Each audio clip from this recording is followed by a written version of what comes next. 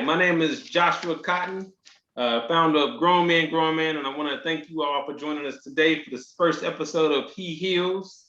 Grown Man is a safe and courageous space to help men heal from past experiences and grow into their purpose.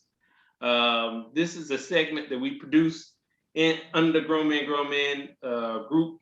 It's called He Heals. It's a movement that falls underneath Grown Man umbrella with the purpose of sharing the stories of those who want to tell their story of how they were healed and how they are now healing others.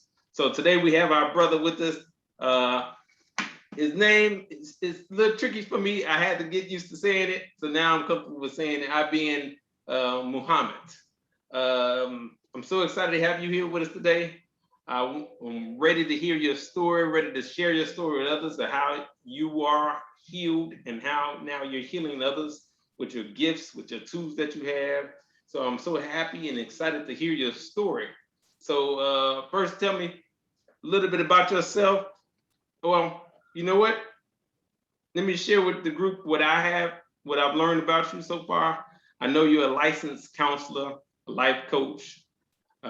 You're a founder of your own personal business called You Can Recover, a father of two, and with 16 years in athletic coaching and experience in basketball and track.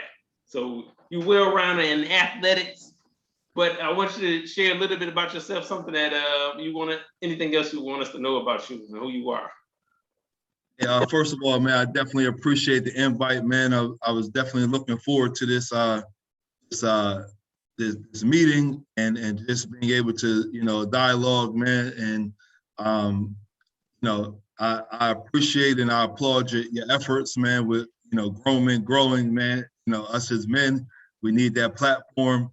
And so I just want to salute you, for your efforts, man, but I appreciate the intro, man. I am an educator. I'm currently a counselor and college and career coordinator for a high school right now. Been doing this for 18 years and working with children for 21, since 2000. So, man, I love what I do. I'm also a coach. I've coached football, basketball, and track, over the years, man, but primarily, basketball and track, man, but yeah, I'm just happy to be at this stage in life, man, with some of the things, that has been dealt and overcome at the same time, so look forward to, what we're about to embark on. Excellent. So the name of this show is He Heals. He Heals was, like I said, is founded, and we talk about how different people come together, they share their story in this space about how they were healed and now how they're healing others. So our brother here is going to share his story today about how he was diagnosed with cancer. And he's going to tell a story how he was diagnosed with it, and then the story how he was healed from it, and now what he does with others and as far as the healing process. So I want to start at the beginning and tell me a little bit about what life was before you were diagnosed with that illness and what were some of your symptoms you were experiencing. Man, you know what, to be honest, I had zero symptoms. I literally was on spring break, and prior to me being on spring break, I had, thought to myself, I hadn't had a full physical in probably about 3 years. So I was about to be 40 at the time. So I was about 3 months away from being 40. And, the doctor said, listen, man, some different things that you might want to start considering at, within the next 6 to 12 months. And it was like, it doesn't matter if you got symptoms or not, just something that, we can try to catch early if need be, whatever the case may be. So I was a little reluctant. And, I walked out. I said, give me a few minutes. I needed to decide what I was going to do and if I was going to do it. So I walked outside, took a little breather, came back in, did the prostate exam. And, it takes 1 to 3 days, just because it's cell-based and basically I did a biopsy. And I was on a Monday. All my life, a doctor has never called me unless to confirm an appointment. So I knew with them calling me 3 days later, I said, oh, something must be wrong. So anyway, yeah, I came in, they let me know that, they found, traces of prostate cancer, and, it was borderline stage 2. Now, mind you, again, I had no symptoms at all, outside of probably my bad eating habits at times, probably contributed to that because I don't have a family history of this. So, basically what I had to end up doing was changing my diet up. And then maybe, so that was in April of 2019. And I was 1 year cancer-free. I was diagnosed cancer-free in October 9th of 2020. So between April 2019 to October 2020, one of the only things I did was switch up my diet, exercise a little bit more. But I found one of my friends, she's a nurse. She was telling me about this product that she had came across that a lot of patients with cancer were taking. It was a natural cell-based pill. It's called Juice Plus. So they're a little expensive, because they're not covered by insurance or whatever. But so it's all natural something? Yes, all natural. But the difference is it's a cell-based pill. So it goes directly to your cells. It's fighting the cells directly. The pills are very expensive. They're like $85 a bottle. But it was a 2-month supply. Okay. So you can get them in different variants, greens, fruits, combination of both, whatever. So between that, I ended up I did 2 months of chemo, and I didn't expect to have to get there, but the doctor put it out there as an option, and I was very, very reluctant, and that's because the process wasn't thoroughly explained to me. When I was in high school, I worked in the dietary section of a hospital. So when I would deliver food to different sections of the hospital, such as a dialysis unit, different things like that, I saw what these patients look like. So in my mind, that's what I'm not trying to look like, So and everybody's body responds differently to chemo. Right. So actually the whole process went good. The chemo was done through an IV, which literally only took about 25 minutes. I literally did not have any side effects from chemo until after I was declared cancer-free. Every now and then, my body would just feel weak. I was like, I know this isn't normal, but it was just a delayed reaction. So I didn't lose hair. Again, all this stuff started happening after the fact. Top of my head started thinning a little bit. Other than that, no significant changes at all.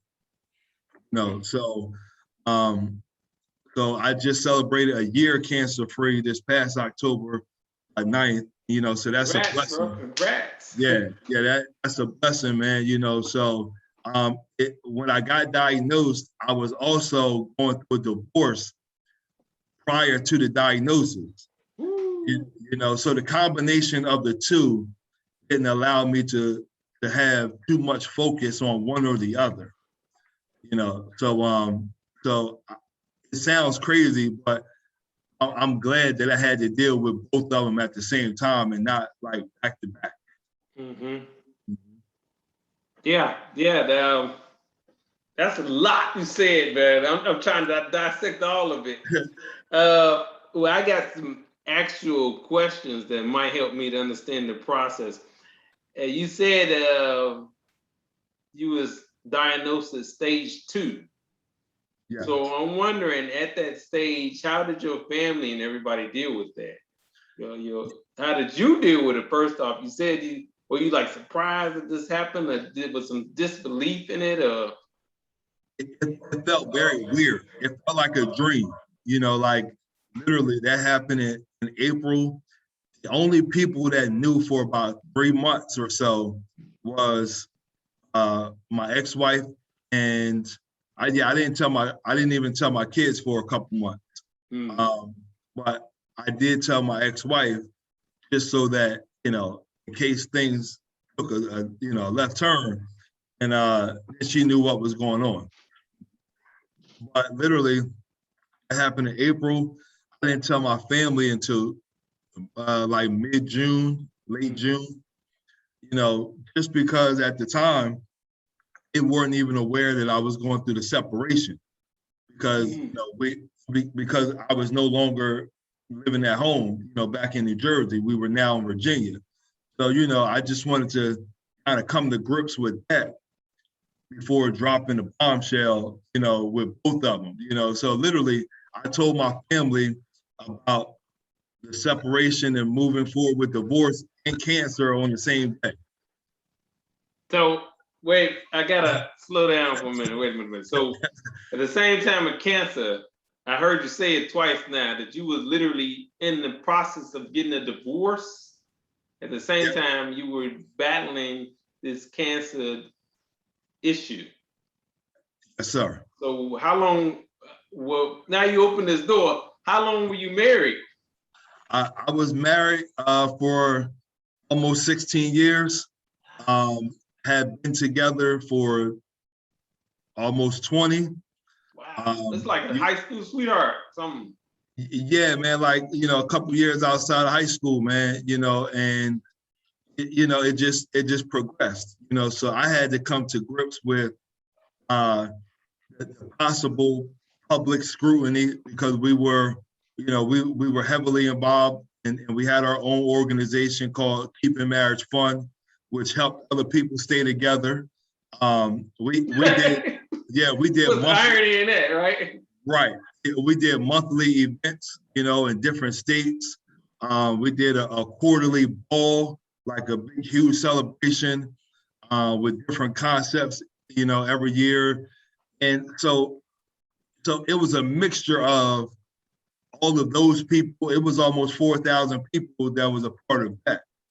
And then along with, everything that came with that, me personally coming to grips with me not being with somebody who I've been with darn near half my life, the impact that it could have on my kids, like everything was going through my head. And at the time, that was kind of taking precedent over cancer, and then maybe a couple of days later, the cancer would take precedent over the divorce, so.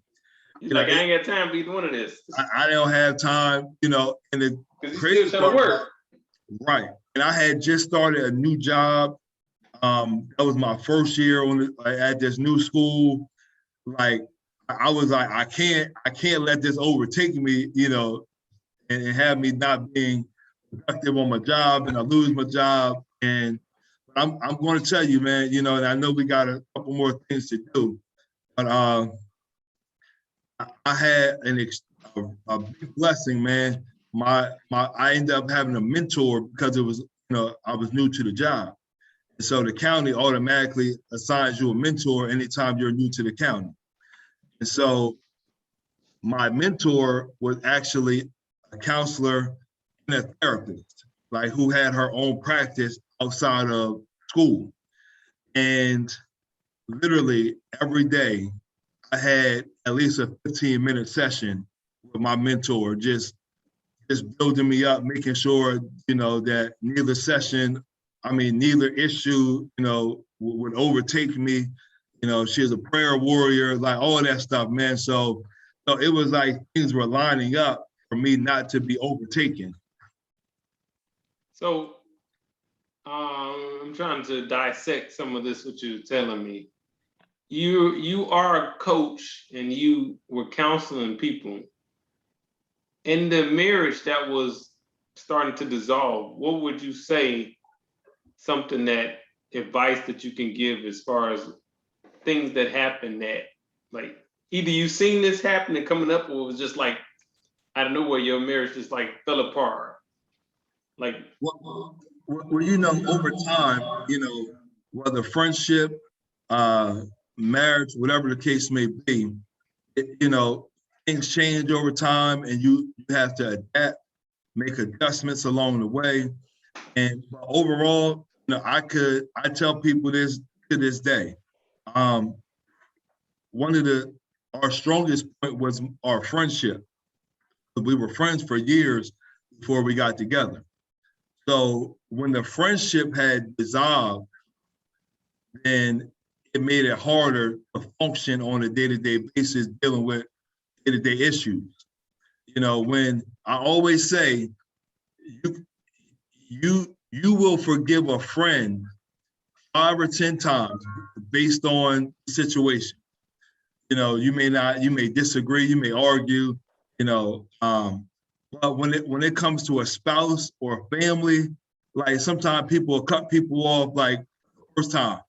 But as a friend, like because you know them, some things you just not necessarily tolerate, but you work with people on. And when that part dissolved, that was like the beginning of the downfall. So I would encourage people, whether you're in a relationship, whether you're in a marriage, whatever the case may be, to just be aware of signs of, cracks that are forming. Because when things start getting into cracks, then, those things could be friends, those things could be family, those things could be someone else from the outside, and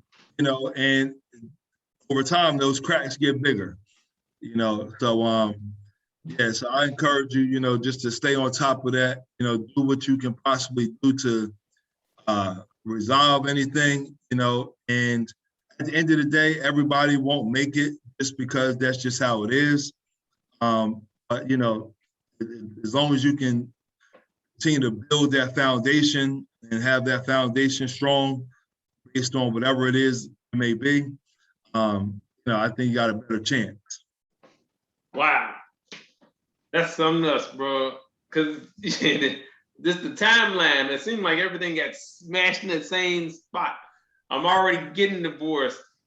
And then I found out about cancer. Like, either one of those things can literally just take somebody out. Yeah, one's enough. Right. To have that on top of a new job, on top of your kids and everybody involved and trying to make sure it all holds together. You're a strong bro. I hear you that. That's all I can really say, man. So you've answered the question. How did you deal with that during that time, man? And how did your family deal with it? And how you deal with it? And how it changed your life and changed your lifestyle? Can you tell us a little bit about the business, I Can Recover? And it seemed like, did that come because of all of this? Or that came after this, or? For years I've been saying I was going to do my own thing. It was just a matter of if I wanted to do it full time or after hours. And so for years I put it off because of the time that I knew I needed, but I really didn't have because I was working and coaching.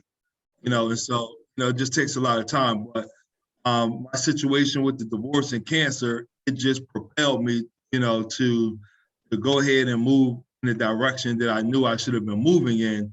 Now, unfortunately, nobody wants to go through those two things, but it allowed me to have a platform to be able to share different scenarios and being able to, show men that you can recover from just about anything. I tell people, man, like sometimes you just don't know who you are until you got to know who you are. So you face the challenges, yes. Right. And sometimes you got to make some split decisions, and sometimes you got enough time to ponder on the next move. And and so that's just how you can recover. My logo, the but RECO, the O in recover it has a heart, but the heart is broken and it's a bandage over that heart, and so as men, when you go through these different trials and tribulation, the heart, the Bible talks about the heart being wicked. The Bible talks about the heart, how basically you can't trust your heart because your heart is all over the place. Your heart is deceiving. Your heart will say you want love, but you want lust. Your heart will tell you that it's broken, but you don't realize how strong your heart is. So it's hard to have you all over the place. But one thing the Bible also talks about as well is having a pure heart. And so having a pure heart is what allowed me to be able to still look people in the face, that turned their back on me, that, being able to look somebody in their face in spite of me going through a divorce, whatever the case may be, so I had to find peace and joy and strength within myself, because I've always been who I am. I'm so used to filling other people's cup, so I had to remind myself that my cup needs to be filled too, so I took the necessary steps, with counseling, with guidance. I've always had a mentor with my position as a counselor.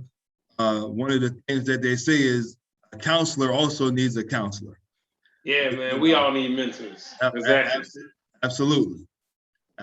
So with all that being said, all of those pieces put together have influential and beneficial to my recovery.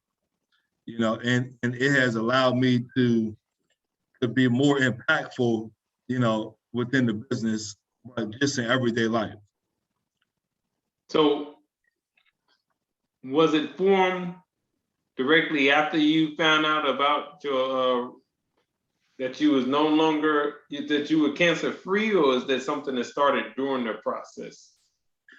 Actually, I knew that I would launch it. It was just a matter of time. It was just a matter of when and how I was going to roll it out. So I rolled it out it's been a year now. Yes, last November. And, it's been going well. I have a Facebook and IG group, IG page. It's, again, You Can Recover. And, I mainly focus on men that are going through the separation and divorce, process. So I also do that I also just deal with men, women, and children based on everyday, situations as well. So I started out primarily just dealing with divorced and separated men, because sometimes, you just feel like, hey, I'll just move on, but you don't realize what you're still carrying around, into the next situation, so. Bringing that baggage. Yeah, bro. Absolutely. So, and men, we don't always put ourselves in that situation to be vulnerable, so when somebody, I'm able to identify, I'm just not a counselor who just deals with every situation and I have the same experience, so I'm not here to diagnose anybody. I'm here to address the issue at hand, so, and all it takes is just one issue, and so that's enough to make you go left, make you go right, or have you standing still, not knowing what to do.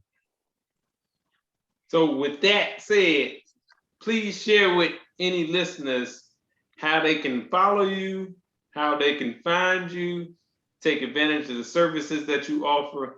And please, in our Grown Man page, when you get a chance, share whatever content, share whatever flyers, events that you have with us, because we are brothers, we need this service too for us let us know how you can help us out. But also tell the listeners that are listening today how they can find you and take advantage of your services. Absolutely. So on Facebook, the group is called You Can Recover.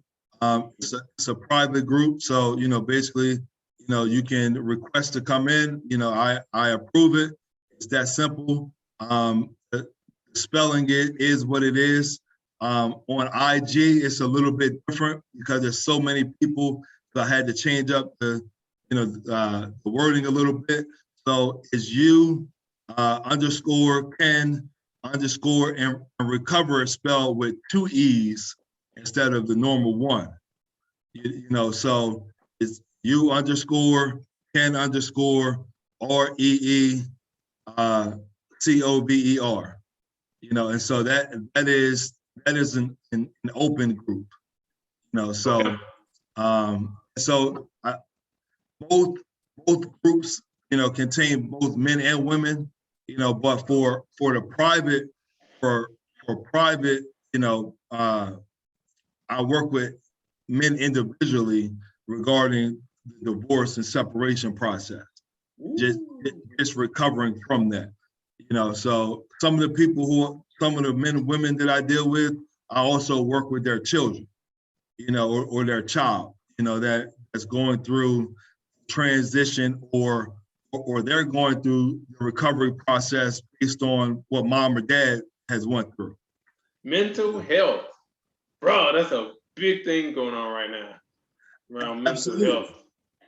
Absolutely, and such a needed service. Yes, but more importantly, especially in our community. Yes, more importantly, you took the words out of my mouth. More importantly, it's becoming more acceptable within our community. Mm-hmm. And so that's major. I just try to tell people, don't take advantage of it. Like take advantage of it, but don't take advantage of it if you're really not in that situation. Okay. Don't try to jerk the system, because at the same time you want to be able to deal with a situation when it actually is a mental health situation. Yeah. Don't cry, Wolf. Right. Absolutely. What I'm gonna do as this video progresses and we share it with the audience, we're gonna add your links in it so people can tag and go in and find you like that too. I appreciate you sharing it. I don't get so much more to ask because you basically said everything already. But I do have questions about what was your recovery time and what was that process like? I know you say you had changed your eating habits and you got counseling, but you personally, how was that going through that? Man, honestly, there were some good days, there were some bad days, and bad days, I looked at it, it wasn't really so much that was going on. It was what was going on within me,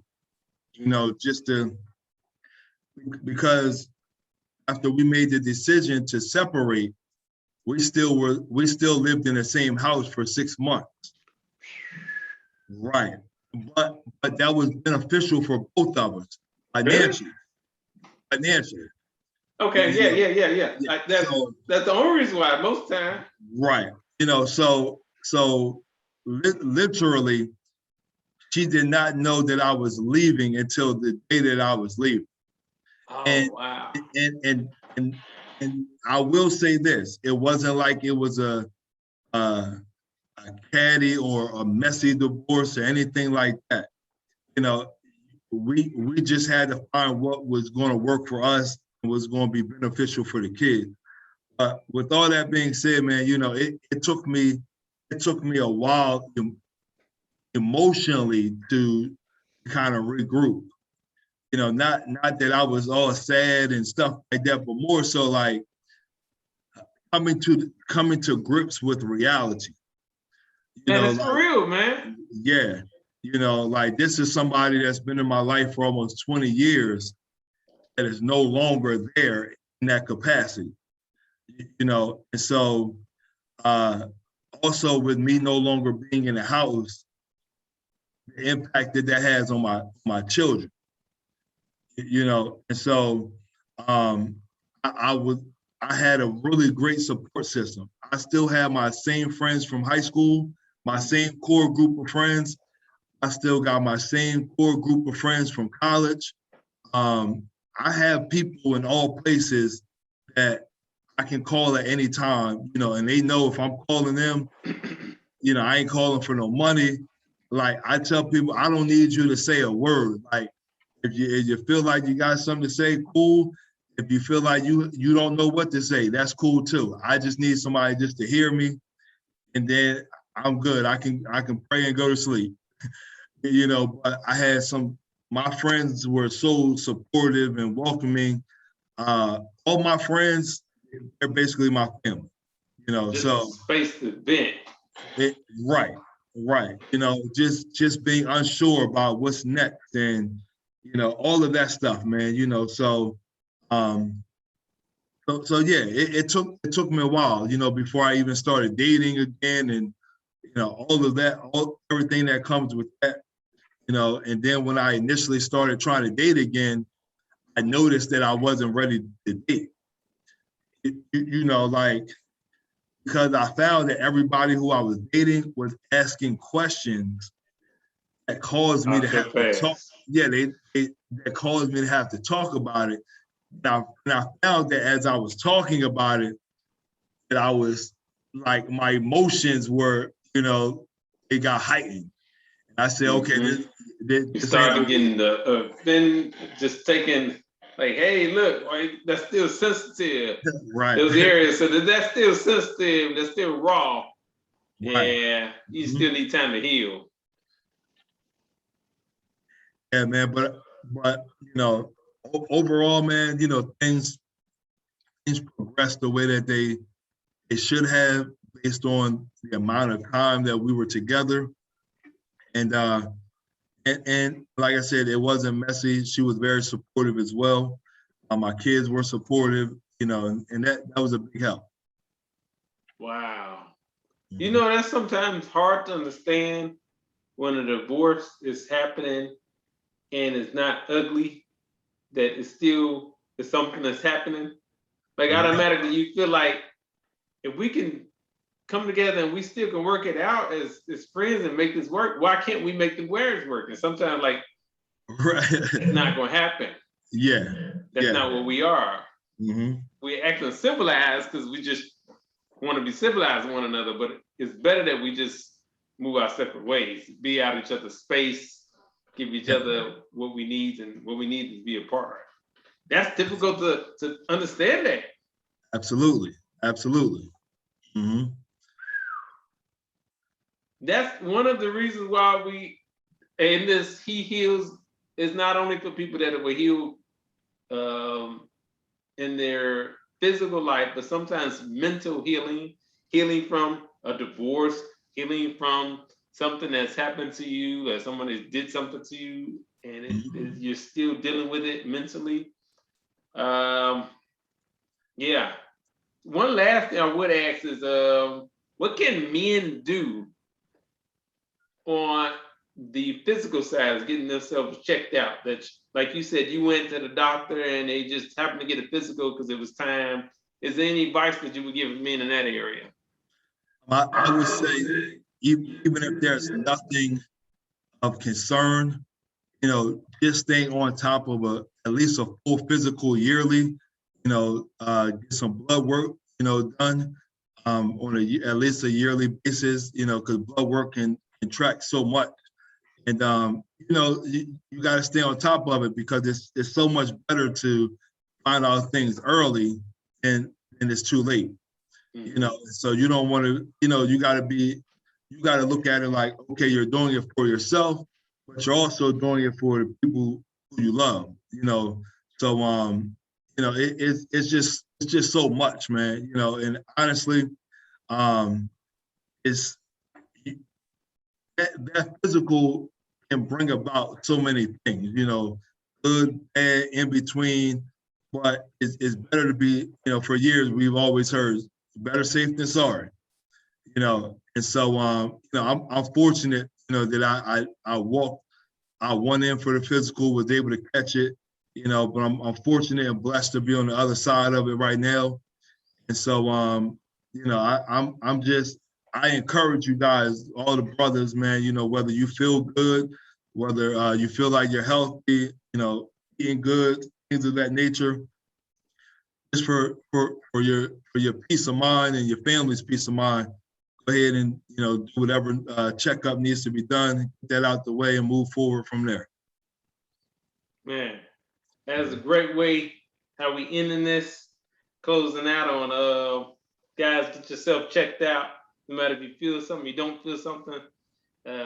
He did it at 40, but whatever age you see, like, I think it's about time, especially if you got them symptoms in your family, please get checked out. Absolutely. Want to give you the opportunity to share one more time with the listeners how they can find you, how they can get in touch with you. Absolutely. Facebook, You Can Recover. It's a private group, and it doesn't take much. You just send in a request. I'll accept the request. On IG is U_Pen_Re, spelled with 2 E's, REECOVER, on IG, and that's an open platform.